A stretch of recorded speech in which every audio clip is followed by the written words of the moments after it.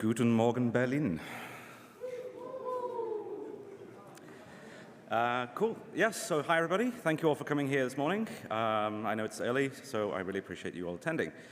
My name is Ash Davies. I'm an Android and Kotlin GDE in Berlin. At this city. Wow, what a coincidence. Yeah, so today I'm going to be talking to you about using mocks in unit tests. It's going to be very heavily focused around unit testing. If you're not that much into unit testing, then why are you here? Well, let's get started. So it can be tough to know where to start with a legacy project. And I'm using a legacy project as an example because it's something that's probably most common to most of us. We've all been there. We've all inherited some project that's some absolute mess of constructions, and you don't know really what to do with it or where to start. And it's the most common thing to do as well. So there's at some point going to be implemented the necessity for change. Nothing is permanent, nothing is ephemeral. At some point, you're going to need to change something. And it can mean adding a new feature, fixing a bug, refactoring a piece of code. But how can you be confident about these changes if you're new to a legacy project and maybe you're a bit unsure about how these things are working? So obviously, the answer is testing, big surprise. So covering your code with tests, if you're unsure or if you're joining a new project, it can give you much more confidence in the environment that you're going on. Yeah, because my password is necessary for testing. So Michael Feathers describes this as sort of like a cover and modify instead of like edit and pray, which is a nice idea because we're really kind of covering our asses with this. So writing test code at the same time as production, or even in the same time span as production code, can give you a better edge case perspective. So you're a bit more aware of what's going on with your code. You know what to check. You know what edge cases to try and look out for when you're writing your unit tests. It's also a really good indicator for architecture. So poor code is often synonymous with poor architecture and poor testability. It's only when you start writing unit tests for your code that you realize, oh God, what hell is this?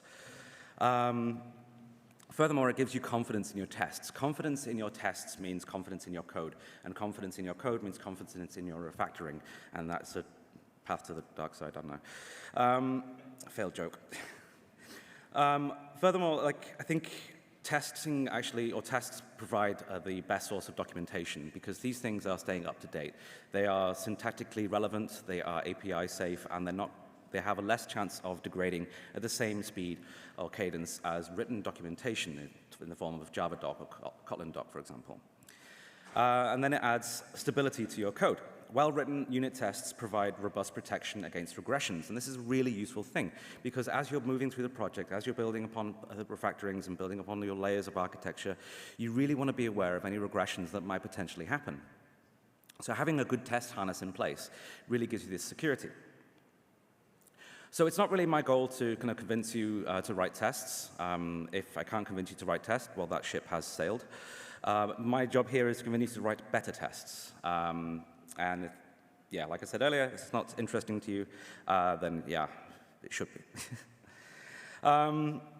So I'm going to focus mostly on unit testing, but it's important to understand that there are lots of different types of tests, and each have their own significance. It's really important to have a diverse set of suite of tests, each one providing a different level of robust regression protection. You have things like unit tests, instrumentation tests, integration tests, end-to-end tests, monkey tests, and smoke testing. That's the fun one. It's really important to build your test pyramid here. So I'm going to focus on unit testing because that's something that more speaks to me, but it is important to build up your test pyramid. Make sure you have a diverse suite of tests. So perhaps you've joined a project that does have some unit tests in place, or perhaps you're doing a refactoring. And it can often feel like when you're refactoring something and the tests are brittle or they're not written very well, and you're like working in the dark in a minefield with your hands behind your back. It's really difficult to follow the history of the code, really difficult to understand, and it's difficult to run, often producing different results, and it's difficult to interpret. Perhaps the exception is in a really low place in the stack trace. And this is often a sign of an anti-pattern or code smell. So it's not until you start writing tests for your code that you realize that this is actually kind of a mess. I need to improve my architecture here a little bit. And it's often a sign that our code is not as structured as it could be. So this has led to the practice of some extreme programming techniques. Sounds much more fun than it actually is. So extreme codes kind of lend themselves to things like test-driven development, hype-driven development, or conference-driven development, for example. So tested code is more structured and often has a lower cognitive load, making it easier to understand for your colleagues, for yourself, for any new starters, and for the tests and the things. I recommend trying out TDD. It's a bit hard to maintain in production all the time, but it's definitely a good exercise just to kind of stretch your muscles a little bit, kind of get an idea of what tested code looks like. So even if you're not writing your tests, you know what they should be. It's a really good exercise. I recommend doing it. I also like referring to this quote, and it's because Git blame is not my friend. It's always me. So, moving on to Kotlin. One of the guiding principles of Kotlin is to sort of make it easier to write good code. And that's one of the things I really love about it, is the way it sort of encourages you to just be a better developer. Like these bad coding styles, or these anti-patterns, these bad practices, it's like you can still do them if you really try, but it's a little bit harder. And it adds that extra bit of friction, just kind of pushing you gently in the way of being a better tester, better developer, better engineer, and an all-around better person. And the essential tenet of that is the concept of mutability, or at least in my perspective. So what is mutability and what are the risks of mutation? Consider this function. This isn't really something you might write in Kotlin. It's more from the Java world, but just for the sake of this example. It's an impure and does in-place mutations. It produces a non-deterministic state, and it's hard to predict because it's modifying the world around it. The list you pass to it will be modified in place, meaning that it can have adverse effects to the code around it or the code consuming it, especially when this function is only doing a little tiny thing. It's not that expensive to kind of make it immutable. Another example could be when you're using legacy types, for example, and you actually return a type that is itself mutable. So say if you're returning the Java list or the Java date, that actually can be mutated. So if you've got some downstream consumers that are actually modifying or changing the state, that's going to have implications upstream or wherever else it's being used, which makes it really, really hard to predict, really, really hard to replay, and really hard to find the bastard thing. So the essential thing here is avoid a shared mutable state. Shared mutable state causes race conditions, non-deterministic behavior, and it's just a real headache to try and debug. There are lots of techniques around this. You've got things like thread-safe confinement, mutexes, semaphores, synchronized blocks, all these different things that we've learned from thread-safe programming. Essentially, if you stick to a good architecture, if you keep yourself in a thread-safe confinement, you don't expose any mutable state, you keep things in a single unidirectional data flow, you're going to be much happier. And that's the thing we're shooting for here, is a unidirectional data flow. It really doesn't matter if you're using MVP, MVC, MVI, MVU, MVMM, MVM, MVX. I'm going to have a stroke. It really doesn't matter which type of architecture you want to do. The core tenet you want to try and shoot for is unidirectional data flow. This essentially means that you're going to have an immutable flow, and it's going to be really easy to predict and just judge the flow of events going through your application. Another example of how Kotlin can help you with this is by just discerning the difference between mutability, so a mutable list and an immutable list. By default, a list is not writable. You cannot write to this, even if you get this from Java. So the implementation itself might be mutable, which is why we have things like persistent collections and immutable collections as well. But essentially, from a conceptual point of view, these are immutable. And that's why you have this two-mutable set list map extension function, which actually returns you a new object, making sure you're still preserving immutability. Another example about this is something I really enjoy in IntelliJ. You probably already noticed this. Maybe you haven't noticed it or paid attention to it, but it's just a little bit of a subconscious hint. Like, if you have a mutable value, it'll be underlined, because that little underline is really annoying. And it's just that little bit of subconscious kind of pushing and encouragement. It's like, I'm not stopping you from writing bad code, but just like, it looks out of place. It should look out of place. It should make you uncomfortable. And the real thing that I'm kind of gravitating around here as well is the idea of final concretions. Now, you might probably be already aware that Kotlin classes are final by default. They can't be inherited, so you have to actually explicitly mark them as open. Now, this is fine, but it means that doing so is a conscious decision. You are deliberately making this open. And that's great, because it makes you actually think about why you're doing it. Do I really need to make this an open class? Can I delegate it to an interface? Can I use some other type of implementation? But if you really need to, you can actually have it abstract or open. You can also use the all-open compiler plugin. This is generally more for purposes when you're working with frameworks such as Spring AOP, where you need to have these open classes. You could theoretically use it for testing, but I wouldn't recommend it. So I'm not going to show you how to do that. I'm just going to mention that it's possible.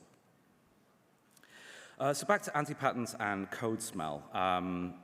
Highlighting all these different things kind of gives us a bit of a kind of direction in which way we're going. But there's a real actual kind of stumbling block here, and that is refactoring with dependencies. So the biggest problem with refactoring for unit test is dependencies. And why exactly is that? Because, well, we're going to have like a large structured application, and large structured applications often do things. And what do they need to do things? Often have dependencies. So I'm going to use the example of the thermosiphon, because everybody loves that.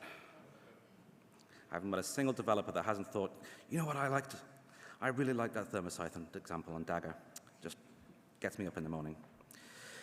So this is a common refactor. I tried to show it in diff format here to make it a bit clearer, but it's a common refactor where you're moving dependencies from being instantiated inside the class, making them dependencies inside the class, to actually inverting them. This is what inversion of control means, when you're actually then providing them through the constructor. So you're then requiring the invoker or the consumer of this class to provide the dependencies, meaning you can then inject them with something else or something more fit for purpose. You can then start to build your blocks of your architecture application, reusing code as much as possible. Another example might be by narrowing the scope of your interface. Say if you have an interface that is doing too much and you only require one function. You can then have an inheritance chain that has only the dependencies that you need, or only the requirements that you need, and then you can just kind of separate that out. This is a common refactoring technique, and it's quite useful. There'll be some examples later.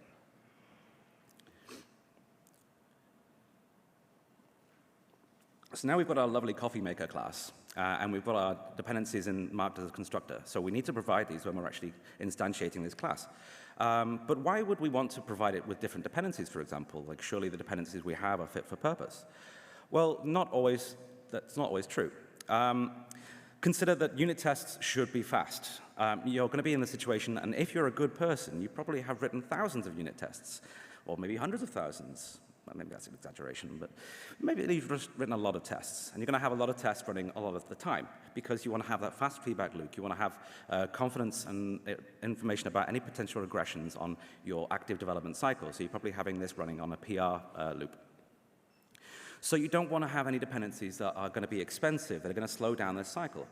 So for example, here we're using, instead of a thermosiphon, a nuclear fusion heater. Bit more expensive. Probably don't use that in unit tests, a bit over the top. We might have, for example, something that uses disk caching. I'm not sure why we need disk caching for a heater, but just follow me here. The thing with disk operations is they're stateful. They can fail. You can get errors. You can get different unexpected results. And more importantly, you're going to have statefulness, because the file you're writing to disk is going to change, and it's going to stick there between unit tests. You may as well have a static variable. You want to keep things idempotent. I can't say that word properly. Idempotent.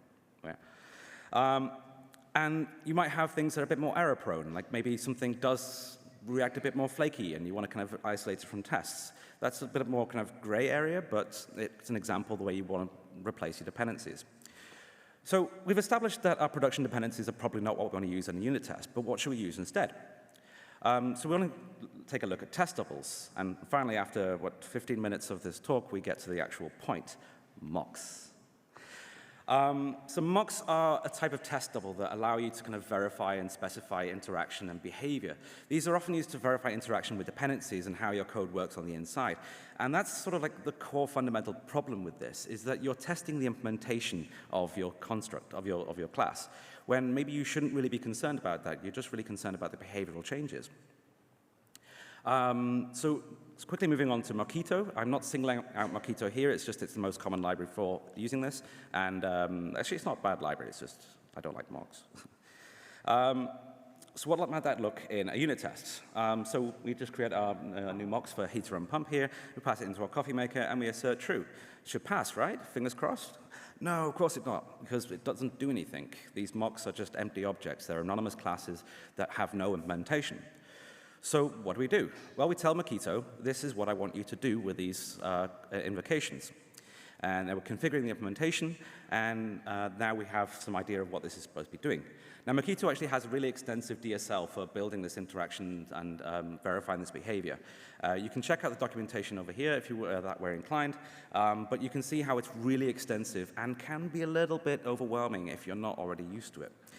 So this is where I move on to foot guns. I learned the phrase from my American friends. I quite like it as an alternative to cutting one's nose off. So Mockito is a powerful tool, but it's really easy to shoot yourself in the foot.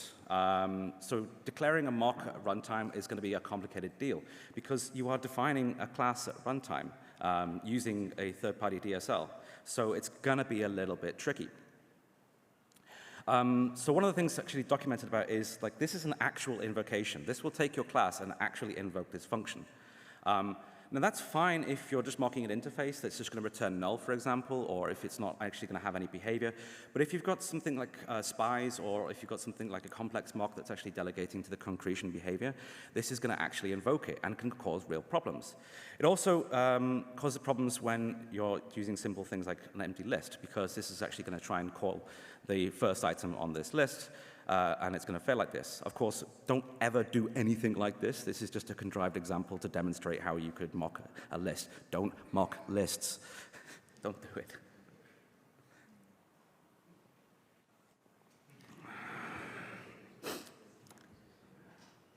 I'm getting a notification here that it's saying your talk is starting in 5 minutes. And it's like, cool. So this is actually in the documentation as an important gotcha because it can actually modify how you've set up or configured your mocks. And the problem with creating a runtime implementation is that it's going to be rarely API safe. So if the API changes, your mock might still compile, but your test is then going to fail. So then you're trying to chase down, like, wow, why my test compiles, but my test actually fails. Nothing's changed in the test, only, oh, the production code changed.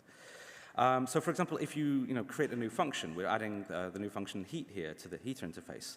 And because the mock is already configured, it doesn't actually need to be any changed. So the method signatures have been added, but it doesn't really care. Also, in this case with varargs, it's only going to match the exact method signature.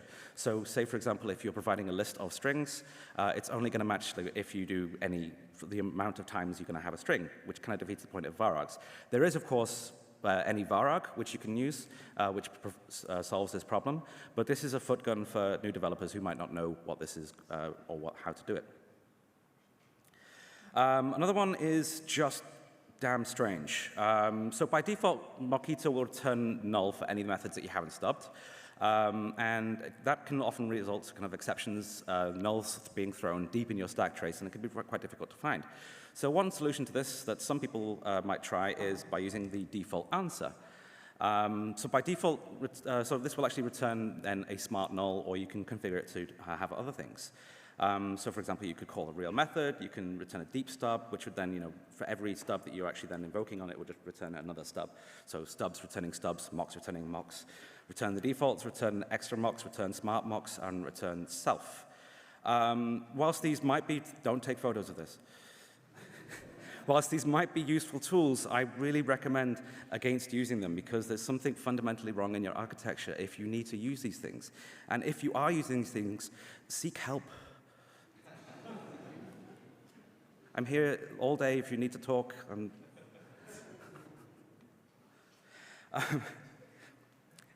So as well, it's important to remember that Mockito is building upon a Java framework, and Java has some nice little kind of interesting caveats.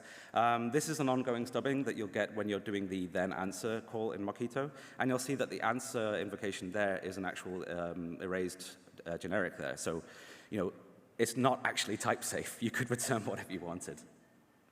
You can actually return null as well, but it was already returning null, so it's just not type safe. The real ironic thing I find about mocks is that the whole purpose that we brought them in the first place is to replace expensive dependencies.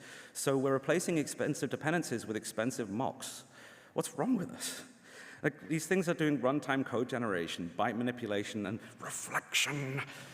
So these are not good practices that we wouldn't even dream of employing in production. So why do we think it's acceptable for our unit tests? I mean, we need to build better architecture. We need to treat ourselves with a higher level of respect and have better standards. One people were better than this. We're Android engineers. Kotlin. And I've often seen some solutions to kind of improve the performance of this by having these kind of late init things where you can set it up in the configuration. I haven't actually tested whether this is actually more performant, but the anecdotal reports say that it is. But this introduces even more complexity, which is kind of weird because you've then got a mutable state. And I told you earlier, mutable state is the root of all evil. So not only have we got a mutable state here, but we've got a runtime declared invocation mutable state. It's like meta, wow. So this is introducing a mutable state that is then shared between different classes. So if you're then starting to write a class using this existing mock, you're going to end up with unexpected behavior. So because this example is contrived, it's not so obvious what it would look like. But imagine that in a growing example where you've got a growing number of dependencies, production code is going to be a bit more complicated. And it's going to be really difficult for people to understand, why is my mock already doing this? Or why is my mock not returning this when it should be returning this down here? Why is it configured up here? Then the context and logical scope is in my unit test. It should stay there.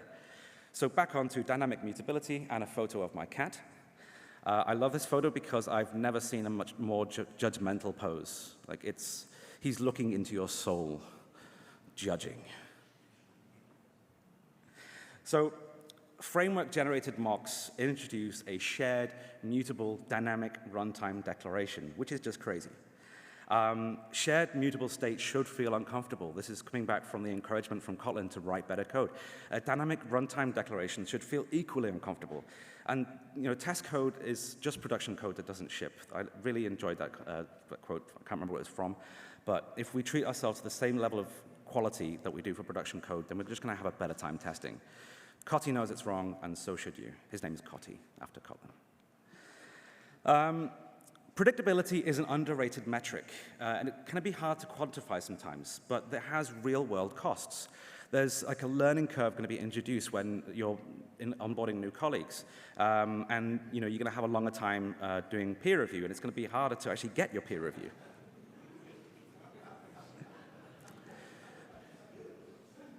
So as a result, your pull requests remain open for longer, and they remain sad and alone.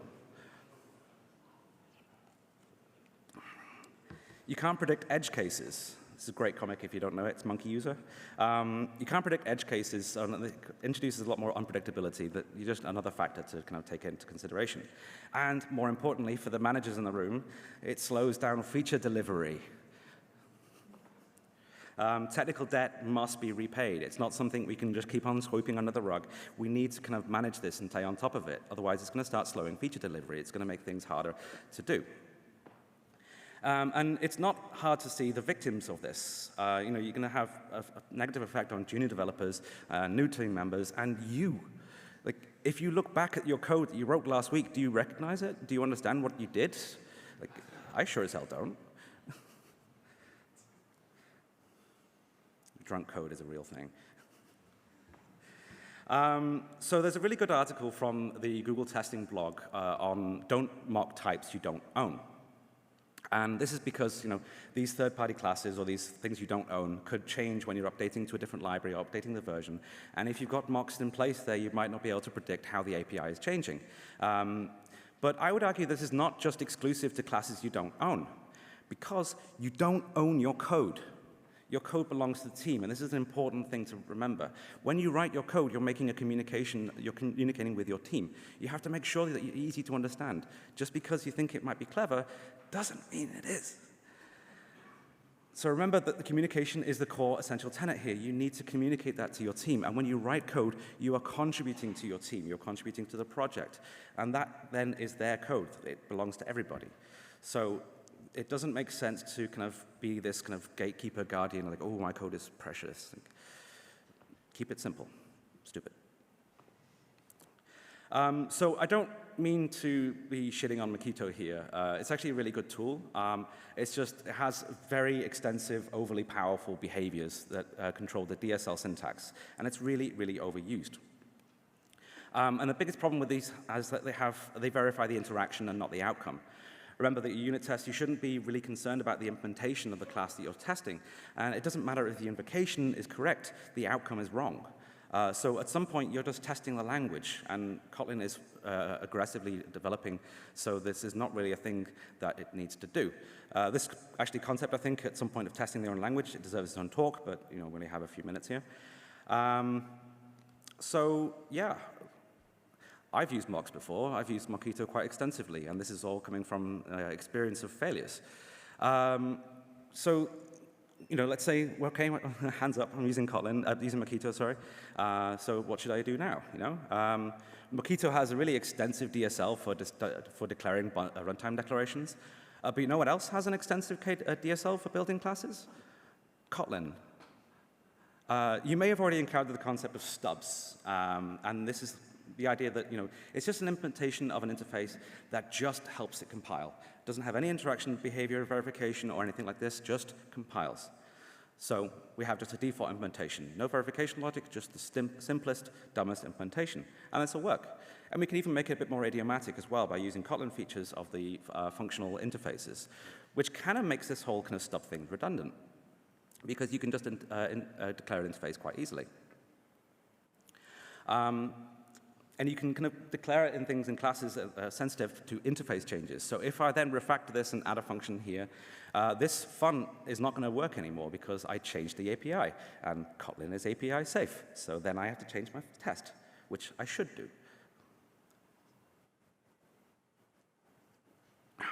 And we know that it needs changing because we wrote it. It wasn't reliant on the framework. But what if you need more than a stub? Sometimes you need to kind of verify some behavior, sometimes verify the outcome, verify the result of a test, or something like this. You can then use a fake. And in my opinion, fakes are the gold standard here. They're really useful and really versatile, dynamic and type safe.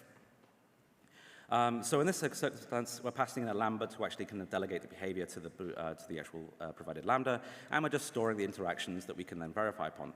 I know I said about not testing against interactions, testing about the outcome. This is just an example of how you could emulate the same behavior. But if you needed additional behavior, no problem. We have full control over how this class is defined. So I can add any behavior that is necessary for me to verify what I need. This example delegates to another implementation and stores a mutable list. Really simple behavior, really simple thing. And that's the nice thing about it, is because if you're writing your fakes at the same time as you're writing your unit tests, which you should be, and it's unit tests at the same time as your production code, which is also production code, then you have the best scope for doing that. You have the best knowledge over what you're coding. You know why you're doing it, and you can then better document that and better communicate that. So who is responsible for writing fakes? You are. And that's the greatest thing. It's like if you're writing code and you have that understanding, you can then document that and give that understanding to other people and say, this is how my code should be used. It's an opinionated guide on how to use my SDK, for example, or how to use my API, or how to use my module, or how to use this module, because it's not mine anymore. So because you are the most uniquely qualified person to do this job, this is really, really quite important. And this is especially relevant as well for library developers. Consider how your code could be used with testing. Should it be used with testing? Is it a test library? Is it something that deserves its own test artifact? Some examples of these might be the UI library from Compose. There's a circuit navigation library that I've been working with recently that's quite nice. Ktor has server and client mock implementations that you can use to test your behaviors. And ultimately, we've got this coroutines test artifact, which allows us to call this run test in our test for usefulness.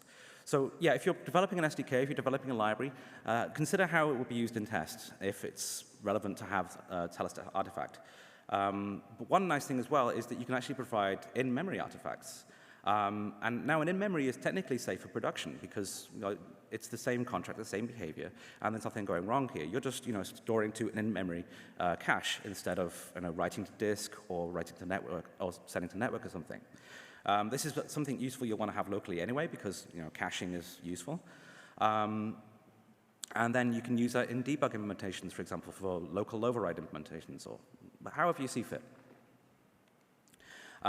It's also a really useful tool for debugging if you want to sort of inject some dependencies and kind of trace on what's going on. If you're new to the code base and you want to sort of sense around and find out what's going on, you can inject these dependencies and kind of have some logging extra. And yeah, you can use it in production as well. So like, it doesn't explicitly state that this is a fake for testing. This is just an in-memory implementation. Cool. So in reality, we don't always have the luxury of working with perfect, pristine code, unless you're working on a greenfield project or you're just a very good person.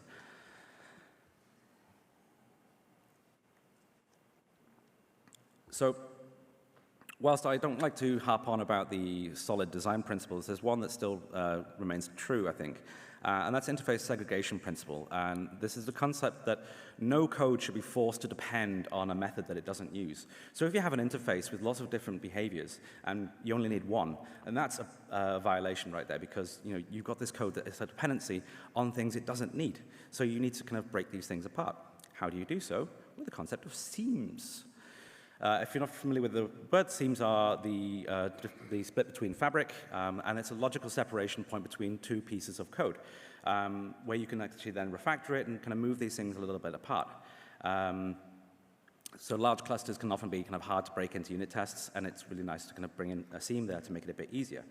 Lots of different mechanisms and techniques to this. I'm not going to cover everything, but just going to quickly go over the ones that are available. Pre-processing, you can think of this as the Kotlin symbol processing or the compiler plugin.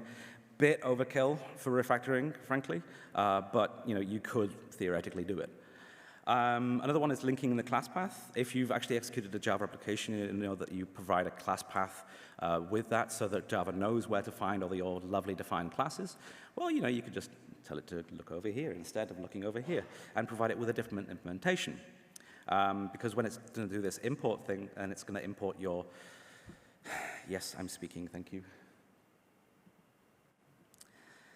Yeah, it can override it with custom implementations. Thing is, you've probably already done this when using the dependencies in your build script. This is actually you adding something to your class path in your Gradle configuration. You could theoretically do it with your hijack classes. But probably the most useful way of doing this in Kotlin is refactoring, using object-oriented programming and good architectural techniques. So objects, they allow you to then replace the behavior without modifying the implementation, and it's the most common type of refactoring because it utilizes the existing compiler. There's a ton of refactoring tools built into Android Studio which are really useful. There are talks that kind of go into these in depth, and I recommend going and checking them out because they're really powerful, really useful. And IntelliJ is like a very smart editor, so it makes sense to kind of lean on these tools because you can then kind of structure things safely in a few clicks. And it's quite nice. This is an example of refactoring on the left, by the way, where we're taking an object which actually instantiates its dependencies directly. First off, providing that through a constructor, but also using a factory function to then employ the functional interface. This is a nice little bit of code, syntactical code that I like to use, but it's by no means a necessity. I covered a lot of these talks in Everything is an API back in 2021. Yep. That's me on stage. Yeah, 21. That was just after lockdown, and we started coming back to conferences, and it was like, yay. So a lot of good points in here. I know it's a shameless self-promotion, but it's worthwhile looking into. And I think closing up, one of the biggest things we have to tackle with, and it might be fine if you have like a beautifully pristine project, all these different things nicely built and good architecture, but at the time, you're going to be using Android, and Android is itself legacy inheritance.